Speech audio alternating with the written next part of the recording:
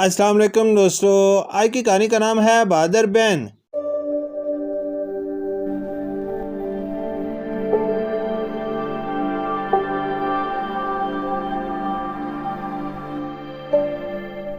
دادا جان آج پہ 2 دن پہلے والی کہانی سنائیں۔ سلمان نے دادا جان سے فرمائش کی، ساتھ بیٹھی غانیہ نے بھی اس کی پرزور تائید کی۔ دادا جان نے اپنی گال پر ہاتھ رکھا اور سوچنے کی کوشش کی کہ آخر کون سی کہانی انہوں نے 2 دن پہلے سنائی تھی۔ غانیہ نے دادا جان کو سوچ میں پڑتا دیکھ کر فوراً بتایا۔ دادا جان جس میں پیچھے مڑ کر دیکھنے والا ہر انسان پتھر بن جاتا تھا۔ اچانک دادا جان مسکرائے اور پاس بیٹھے سلمان اور غانیہ کے سروں پر پیار سے ہاتھ پھیرا اور کہانی سنانا شروع کر دی۔ کہتے ہیں ایک گاؤں میں ایک بہن اور 2 بھائی رہتے تھے۔ تینوں بہن بھائی بہت بہادر تھے۔ بادشاہ کو ان کے بارے میں معلوم ہوا تو انہوں نے دربار میں طلب کیا۔ بادشاہ نے انہیں بتایا کہ اسے ایک جادوئی طوطا مطلوب ہے، کیونکہ اگر وہ غلط لوگوں کے ہاتھوں میں چلا گیا تو ریاست کو نقصان پہنچنے کا احتمال ہے۔ چنانچہ غلط ہاتھوں میں لگنے سے پہلے ہی ہم جادوئی طوطے کا کوئی بندوبست کرنا چاہتے ہیں۔ بادشاہ نے وزیر سے تفصیل بتاتے ہوئے کہا کہ وہ طوطا ایک گھنے جنگل میں پہاڑ پر رہتا ہے، لیکن اس جادوئی طوطے تک پہنچنے کا راستہ بہت پرخطر ہے۔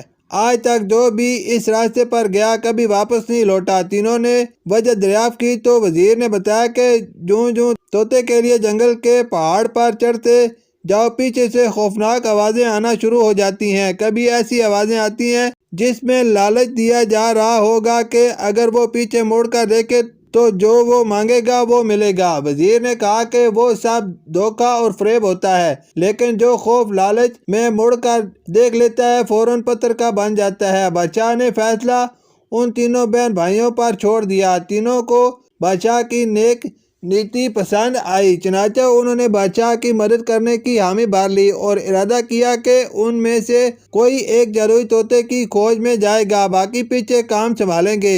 ایسے میں سب سے بڑا بھائی تیار ہو گیا۔ باقی دونوں بہن بھائی نے بڑے بھائی کو فریب اور دھوکہ دہی والی آوازوں کو نظر انداز کرنے کی یاد دہانی کرائی۔ ہفتہ ہو چلا تھا لیکن بڑے بھائی کی خبر نہ آئی۔ وہ سمجھ گئے کہ بڑا بھائی مصیبت میں گرفتار ہو چکا ہے۔ ایسے ہی دوسرے بھائی نے بھی ارادہ سفر باندھ لیا اور منزل کی طرف بڑھ گیا، لیکن وہ بھی واپس نہ لوٹا۔ اب چھوٹی نے سوچا وہ اپنے بھائیوں کو مصیبت سے نجات بھی دلائے گی اور جادوئی طوطا بھی لائے گی۔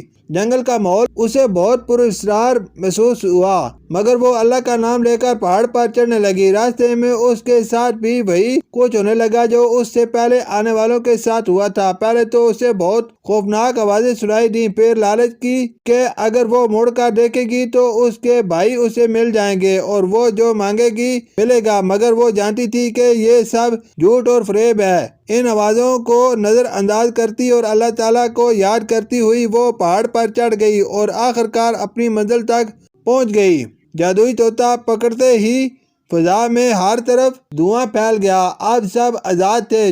چھوٹی کے بھائی خوشی سے اس کی جانب لپکے۔ باقی سب لوگوں نے بھی اس کا شکریہ ادا کیا اور اپنے گھروں کی راہ لی۔ تینوں بہن بھائیوں نے بادشاہ کو وہ جادوئی طوطا دے دیا اور سلطنت کے لوگ کسی بڑی آفت سے بچ جانے پر بہت شکر گزار ہوئے اور ہنسی خوشی رہنے لگے۔ یوں دادا جان نے مسکراہٹ کے ساتھ کہانی کا اختتام کیا۔